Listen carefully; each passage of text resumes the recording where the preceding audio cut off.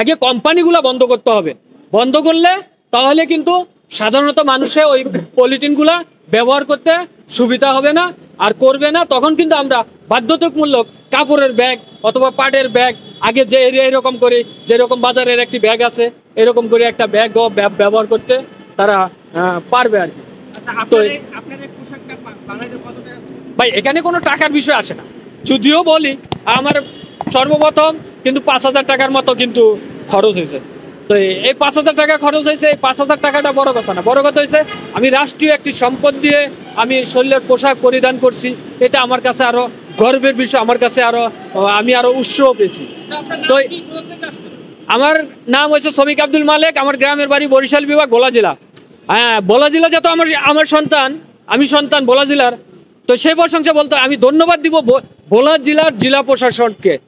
জেলা প্রশাসক কিন্তু শুধু ভোলাতে আমি একটি জিনিস দেখলাম, পলিথিন বন্ধ ঘোষণা করছে, এমনকি বাস্তবায়ন করছে। আর কোন জেলা প্রশাসন কিন্তু এখনো পলিথিন বন্ধ ঘোষণা করতে পারে না। হ্যাঁ, ওনার বাড়ি হয়েছে নরসিংদী। উনি এক বছর আগে উনি আমার একটি ভিডিও দেখেছেন। ভিডিও দেখার পরে উনি আমার কাছে সহমত প্রকাশ করতে আসলেন, কিন্তু আগে বলছে আপনার সাথে সহমত প্রকাশ করতে চাই, আপনার কার্যক্রমগুলো ভালো। তা আমি ওনাকে বললাম আমার সাথে সহমত প্রকাশ করলে তো মৌখিক হবে না। আমাকে তো অনেকে বলে ভাই ভালো উদ্যোগ, কিন্তু ভালো উদ্যোগ বইলা বাজারে গিয়ে একটি প্লাস্টিকের পলিথিনে করিয়া বাজার করে। তো আপনি যদি আমার সহমত প্রকাশ করেন তাহলে তাহলে আমার কি করা লাগবে?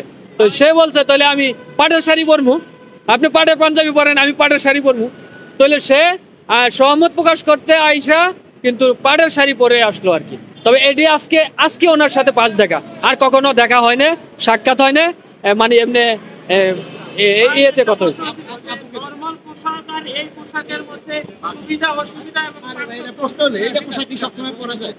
ভাই সরকার হলো জনগণের আর জনগণ হলো সরকারের। সরকার যদি পাটের উপরে ভালোভাবে নজর দেয় তাহলে আমি মনে করব ওই কাপড়ের মতো কিন্তু এই পাটের পোশাক কিন্তু তৈরি করা সম্ভব।